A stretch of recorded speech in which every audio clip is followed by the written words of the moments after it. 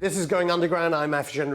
Every Monday, Wednesday and Saturday we're bringing you the stories that really matter in the United Kingdom for those of you wishing to question more. Coming up in the show, Britain has been catastrophically defeated in Afghanistan, with British troops cutting and running from Helmand this week, still under attack from the Taliban. We speak to Afghan veteran Joe Glenton about the failed 13-year campaign.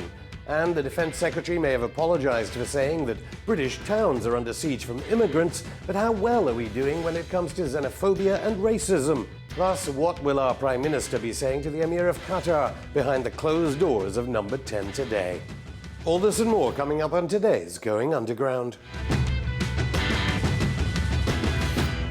In the past few days, Britain decided to leave 500 troops in Kabul as the Union flag was lowered in Camp Bastion in southern Afghanistan. The hundreds of troops cut and run as news came of an imminent Taliban attack. Britain's 13-year, £20 billion campaign killed and wounded thousands and thousands of UK soldiers and tens of thousands of Afghan civilians, though no one was counting them. Just after Christmas 2013, Prince Harry paid a visit to Camp Bastion. It was just months before it became known as Britain's Guantanamo Bay. While Prince Harry toured the base in a Father Christmas hat, scores of Afghan prisoners had been held in secret for months on end with no access to legal representation. After Prince Harry's visit, documents were leaked to the BBC, which prompted the Ministry of Defence to announce it would finally release some detainees. But the legacy of our defeat in Afghanistan will be felt not only there and amongst bereaved British military families. Before British troops went into Afghanistan,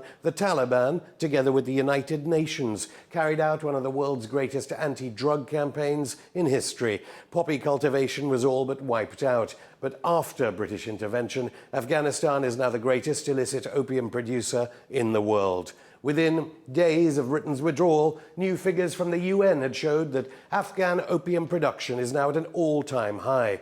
Given that latest figures show that opiate use on the streets of Britain, that's heroin and methadone, has gone up a third since the troops went into Afghanistan, we can only ask, who benefited from our war in Afghanistan? Just warlords, military contractors, and heroin dealers? And why are taxpayers still funding 500 troops in Kabul instead of veterans here with PTSD? We'll speak to British veteran of Afghanistan, Joe Glenton, later in the show. Today, MPs from the Public Accounts Select Committee published their report on reforming UK border controls. But what if every town and city in Britain decided to break free, create its own borders, take charge of their own futures and their finances? Joining me in the studio is Ben Rogers, founding director of the Centre for London think tank and author of the new report, The Brightest Star, a manifesto for London. Welcome, Ben, to Going Underground. So, Cameron Clegg Miliband, you say in this report they haven't made any significant speech about London since they took office. Why do you think that is? I think they're a bit embarrassed about it. London's not popular through much of the country. It's associated with a centre of government, which isn't popular. It's associated with banking and financial services, which aren't popular.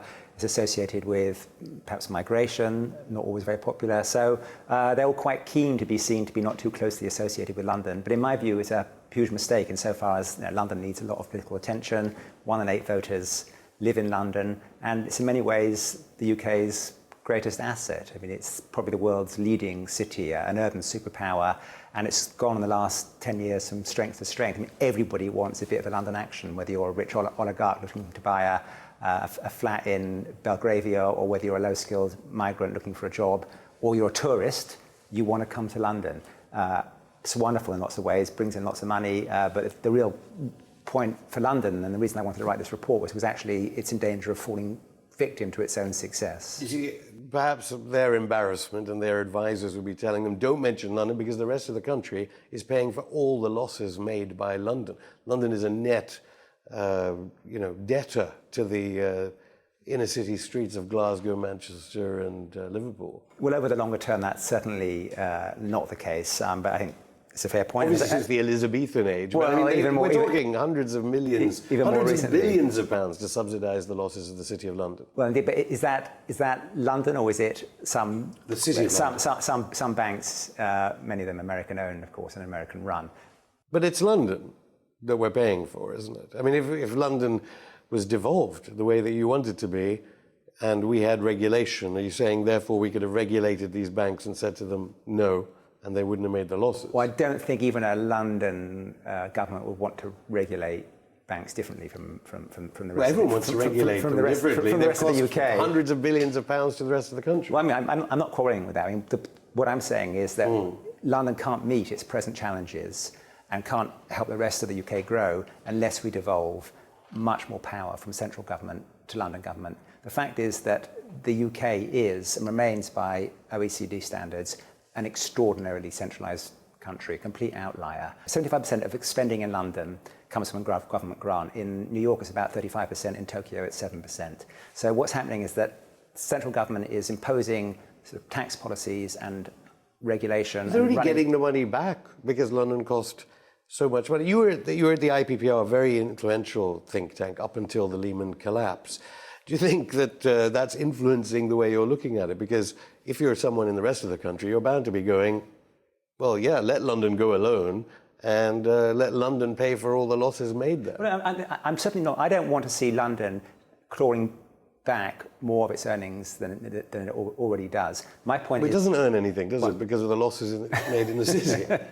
Well, the tourism is huge. I mean, inward investment is huge. I mean, it is currently a net contributor. Spearing another financial disaster will remain so. The point is, though, is that if London grows, that's good for the rest of the country. Let me just get onto the democratic element of democratic control. I mean, would you be advocating more democratic control over the City of London? It seems not.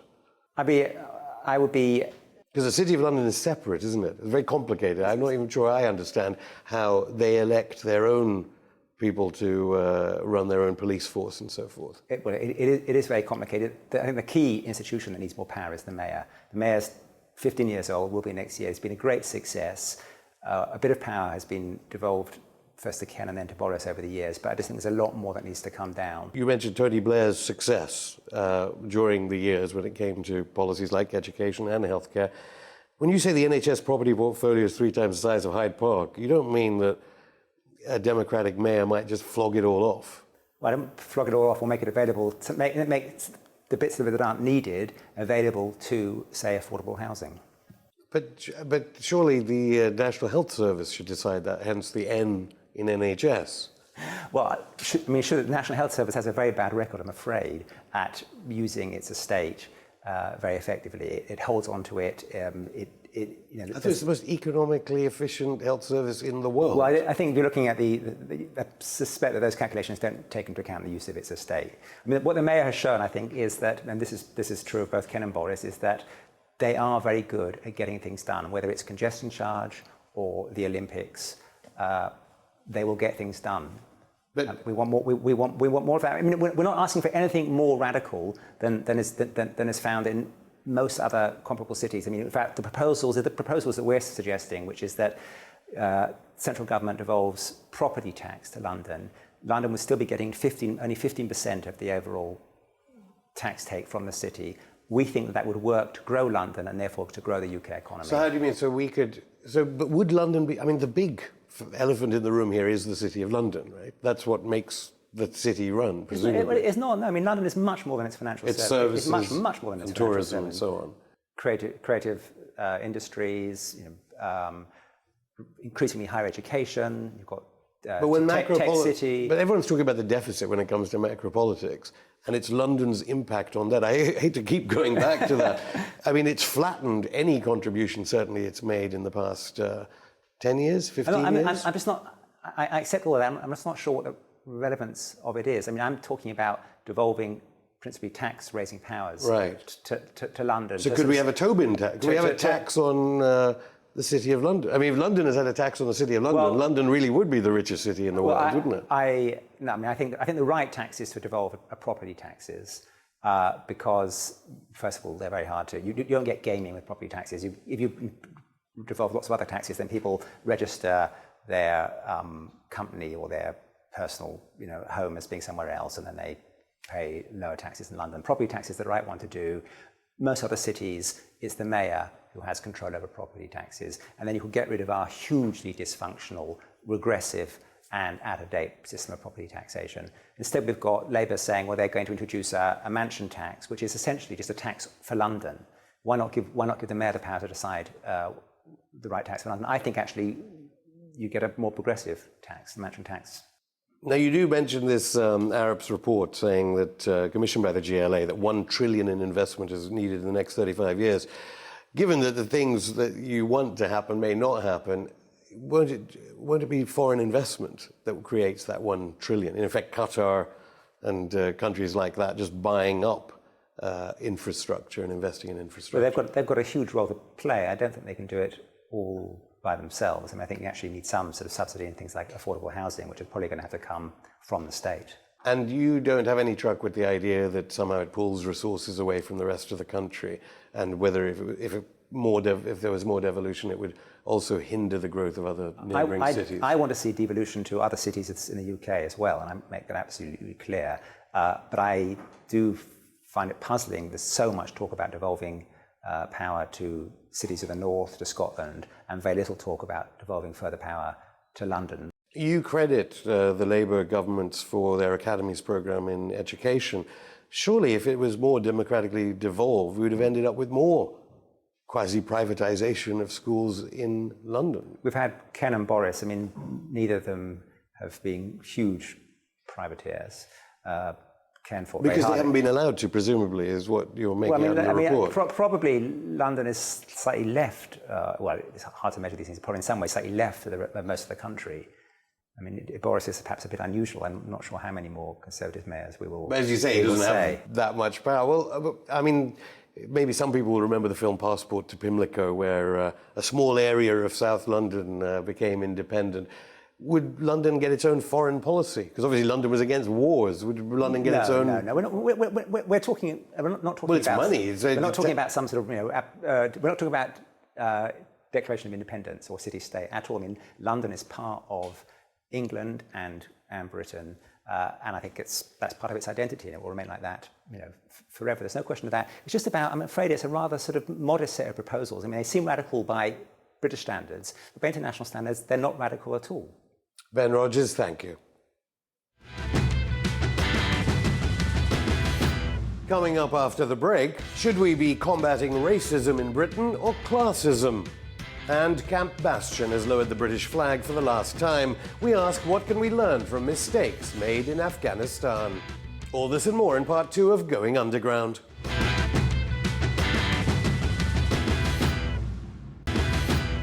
Today, David Cameron meets with the Emir of Qatar at number 10. It is Sheikh Tamim's first official visit to the UK since becoming ruler of the energy-rich country that owns swathes of Britain's priciest real estate. The meeting expected to focus on trade and investment issues, as well as military relations between London and Doha as the war against ISIS rages in Syria and Iraq. We can only wonder if the Sheikh, whose country became the first ever commercial partner of our Queen at Ascot this year, will demand an end to British boycotting of the Qatari-owned London department store Harrods. He has leverage, what with the Qatar Sovereign Wealth Fund QIA investing at least £10 billion in Britain in the past couple of years. Qatar owns the Shard, the Olympic Village, huge amounts of Canary Wharf, the world's most expensive block of flats which overlook Hyde Park, let alone 20% of the London Stock Exchange. But will Cameron reiterate something US Vice President Joe Biden said recently before making hasty apologies? Our allies in the region were our largest problem in Syria. His critical comments about Turkey, United Arab Emirates, Saudi Arabia, and Qatar came during a recent speech at Harvard. They poured hundreds of millions of dollars and thousands of tons of weapons into anyone who would fight against Assad, except that the people who were being supplied were al-Nusra and al-Qaeda and the extremist elements of jihadis coming from other parts of the world. So he's meeting with someone who the US Vice President has alleged is bankrolling British militants in the region, maybe even tabloid Salafist Jihadi John and his gruesome beheading videos. What to do? Insult the richest country in the world or back our servicemen and women flying warplanes over Iraq? Maybe he'll just settle for congratulating Sheikh Tamim on winning the bid to host the World Cup in 2022, even if Washington's heat on Qatar for backing ISIS is now stronger than the 50 degrees centigrade football players may have to endure during the championships. Defense Secretary Michael Fallon, in between apologizing for insulting immigrants, has admitted that mistakes were made in the war in Afghanistan. With me is veteran of the Afghanistan war, Joe Glenton, author of Soldier Box, Why I Won't Return to the War on Terror. Welcome back, Joe, to Going Underground. You were with the Royal Logistical Corps. Do you think we're getting an adequate picture of the withdrawal from Afghanistan? The generals and the politicians between them have done a very good job from distracting from the reasons why we went and talking about how the conflict was badly mismanaged, which of course it was. And pundits on state media continually harking back to that, saying basically the reason why it didn't work out well was we didn't have better radios, or, well, I'm exaggerating. It was a funding problem, which is why it's such a disastrous mess after British troops were in Afghanistan. Sure it is, and there's a lot of talk about helicopters and not enough guns. This is the PR spin to distract from the fact that the war was misconceived from early on. And the reasons we went to war were wrong. We went to war, and we should be very clear about this, because there was a perception among British generals and politicians that we had failed in Americanising Basra, and we needed to catch up. And this was to impress the Americans. This was about hubris, not practical strategic needs. And David Cameron, though, said that the reason was nothing to do with impressing the Americans. It was domestic security here in Britain. Yeah, he does say that, and it's another one of those arguments which is wheeled out all the time. But of course, we now know we're less safe. We're less safe. We've seen attacks in this country inspired by, which came after the interventions in Afghanistan, Iraq. And the most obvious example of that is Woolwich.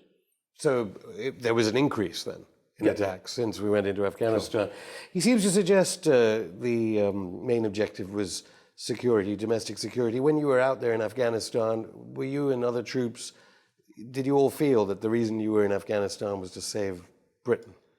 The rationale for us being in Afghanistan changed constantly, even up to the last minute, and even actually while we were there. One minute it was helping little brown girls go to school, and then it was cutting the poppy crop down, and then it was development and infrastructure rebuilding, and of course keeping our streets safe was mentioned, but the rationale just shifted constantly. There seems to be footage of soldiers helping the opium crop now on the internet. Well, there was a point when we actually had to, because so many of the local warlords are involved in opium production, where there was actually a deal cut to allow them to do that. And so that's the real story behind Afghanistan and the opium angle. Now, Camp Bastion itself was known as Britain's Guantanamo for a period, forgotten about by state-funded broadcasters here. Why? Why did it earn that name? Well, quite a lot of prisoners were held there unofficially for a long time, and it eventually emerged through a leak, I recall, and those prisoners were always supposed to be being handed back to the Afghan security forces, but of course that doesn't guarantee their conditions would be any better. And yet there was no mention of it. So we had a sort of Guantanamo Bay going on, and there's the Union flag coming down in a kind of heroic way. Yeah, well, the prisoners were kept there for an extended period of time, but of course this is another thing that's kind of been airbrushed out, and we're now seeing the war rebranded, particularly around this time of the year with all the poppies, out as a kind of flawed but heroic endeavour, and the British Guantanamo doesn't square with that, and so of course it has no function in the narrative. And given that you were actually there, what does it feel like to watch people with poppies commemorating not only obviously the First World War, but there is this idea connecting the First World War, Second World War to Camp Bastion and the withdrawal? Sure, I find it all very cynical. I don't wear a poppy. I don't have a huge problem with people who do, but the red poppy to me is a symbol increasingly of jingoism. We see diamante-studded poppies on X Factor. It's been completely hijacked in my view. And this time is to remember the sacrifice, not just of British soldiers, of course. Absent from that narrative is all the other people on the other side who died in the two world wars, and of course all the Afghans who've died. And no one was counting the Afghans. Was there any feeling when you were out there that people should have been counting the number of Afghan civilians, let alone combatants, that were being killed because of our presence? Not when I was there. I mean, I'm sure it popped into our minds at various times that we didn't know how many people were being killed. But of course, when you're in a war, you're absolutely focused on surviving and doing your job as well as you can, and you don't have time to consider the politics. Now, Cameron says that there will be aid money going there. There are 500 soldiers in Kabul. Over here, there are, of course, veterans. Why is it that veterans have to rely on charities rather than government funding for ailments that they've got since being there? Sure. Well, I think part of the most obvious example of that is Help for Heroes, and it's an opportunity to. All big charities now are run as big companies, and it's an opportunity to neo-liberalise, if you like, aftercare for soldiers, and also package it in this Help for Heroes in this very jingoistic way. And I think that's a key part of what's happening in Britain economically. But there doesn't seem to be any signs from any of the political parties that there should be adequate funding for convalescence. And I know that you've talked about PTSD, people returning from theatre. Yeah. Well, it's a strange one. They occasionally make noises about PTSD, but when there's a war on, the soldier and his wounds and his death and his injuries have a certain amount of political capital. When the war's over, that fades. In fact, aftercare for soldiers hits its peak in terms of cost about 40 years after a conflict. But by that time, it will have gone quiet and probably will have moved on to the next war. So it's Tommy Atkins again. Tommy Atkins is useful for a while, and everyone wants to be his friend when there's an election next year. Tommy Atkins? He's soon forgotten. Tommy Atkins is the mythical embodiment, personification of the British soldier. Well, now we are facing some calls, or the government is facing some calls for an inquiry. What do you think about having an inquiry into the war in Afghanistan? The good war, I think you've called it before, the good war, as it were. Yeah, well, I was quoting the other side, particularly Obama on Afghanistan being the good war. And of course, there should be an inquiry, but on current form, looking at the inquiries which have happened in this country around dodgy Middle Eastern and Central Asian wars, we're not going, it's not going to go very far. Though, it should be done. Will it be even-handed is the question. I don't think it will, going off Chilcot. Joe Glanton, thank you. The Home Office just released new stats that show 44,000 hate crimes were recorded in England and Wales over the year to March. Is racism on the rise in the UK, or is race hate being used to mask underlying problems of inequality and austerity in our country? With us is Adrian Hart, filmmaker and author of the book, That's Racist. Welcome, Adrian, to Going Underground. Is it wise? I mean, let's begin with, you felt the necessity to write a book about anti-racism and the fact that there's less racism now than in the 1980s. Well, I mean, it needed to be said because as racism recedes, and that's been something very obvious to me over my life, anti-racism, or official anti-racism, as I often call it, has increased. Let's get on then to the Macpherson report after the murder of Stephen Lawrence, how the establishment treated it. You seem to be drawing our attention to the fact that somehow the white working class are edged out of victimhood in favor of those who have color. Is that right? Or? Well, I mean, I think it was the Macpherson inquiry itself that obviously focused on and brought into being its own concept of institutional racism, which was very much a colour-coded notion of the sufferings of black and minority ethnic citizens in this country. And somewhere in the mix... Because you're against this idea of... I mean, many people applauded the head of the Metropolitan Police, the head of the BBC, big institutions, saying there was institutional racism. You don't like the term? No, I don't. I mean, leaving aside the fact that Macpherson never suggested that the police were racist, he went on to expand the notion of institutional racism to society in general. He called it a social disease. In a way, it was a sort of get out of jail card for the police, because the police were able to say from the top, we're not racist, it's just those workers that turn up and put on uniforms, which is why institutional racism was a definition of racism that was really saying it's unconscious and it's unwitting and it's a social disease that is endemic across the white population. So you've worked in communities for years on these sorts of subjects. When it comes to our schools, which you particularly focus on in this book, it's not Stokely Carmichaels that are checking through the forms to witness and to record racist attacks in school playgrounds? Well, this has been forced on teachers, hasn't it? Because there were local authorities across the land that were saying to schools that you must record racist incidents, and you must use the Macpherson recommended definition of an incident as any incident perceived to be racist by the victim or any other person.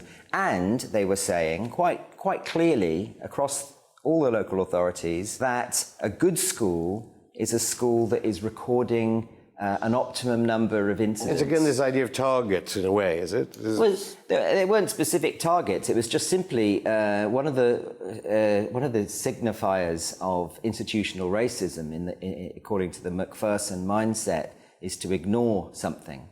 And so teachers took the definition and they thought, right, we better play safe here. We better scour the playground, look out for any kind of name calling or... Which most people would think of as kind of good, surely.